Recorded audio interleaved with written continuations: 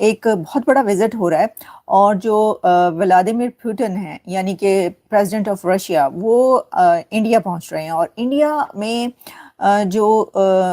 India के प्रधानमंत्री नरेंद्र मोदी साहब हैं उनका और पुतिन का बॉन्ड जो है बहुत स्ट्रांग बताया जाता है कि बहुत स्ट्रांग बॉन्डिंग है पुतिन और मोदी के बीच।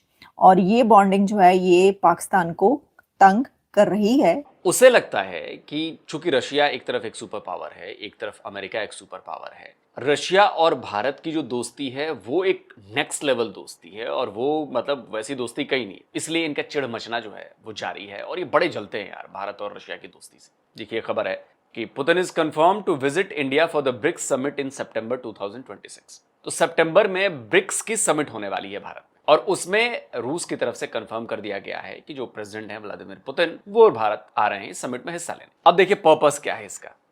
जो लीडर्स होंगे, ब्रिक्स की समिट है तो भाई Brazil, Russia, India, China, south Africa और बाकी जो लोग हैं उनके लीडर्स यहां पर आएंगे। ग्लोबल गवर्नेंस पर डिस्कशन होगी, ट्रेड पर होगी और इकोनॉमिक कॉपरेशन पर होगी। ठीक है, जो टेंटेटिव डेट्स हैं इस विजिट के वो अभी तक अनाउंस नहीं है ऑफिशियली, बट ये माना जा रहा है कि ये सितंबर 12-13 को ये होंगे।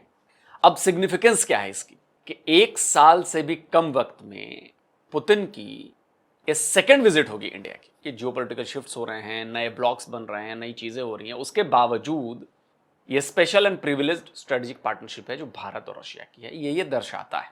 अब देखिए जो इसका स्ट्रेटेजिक कॉन्टेक्स्ट है ये हमें समझना बहुत जरूरी है जो भारत और रूस के बीच है।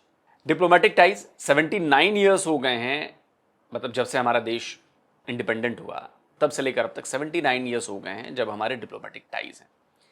इकोनॉमिक पार्टनरशिप जो है वो बिल्कुल है, major oil supplier to India है और ट्रेड चैलेंजेस जो हैं वो साथ में हम वो कर रहे हैं, ट्रेड इम्बैलेंस और इंटरनेशनल सैंक्शंस भी झेल रहे हैं। इसके अलावा जो मल्टीलैटरल अलाइनमेंट है कि ब्रिक्स की चेयर जो है वो हमारे पास है 2026 में और ये मल्टीपोलर वर्ल्ड और स्ट्रेटेजिक ऑटोनॉमी की तरफ हम काम कर रहे हैं, बढ़ रहे हैं। पाकिस्तान को डर होना चाहिए इसका, और अगर पाकिस्तान को अभी भी समझ में नहीं आ रहा कि डर क्यों होना चाहिए तो देर सवेर पाकिस्तानियों को ये बात समझ में आ जाएगी कि डर क्यों होना चाहिए।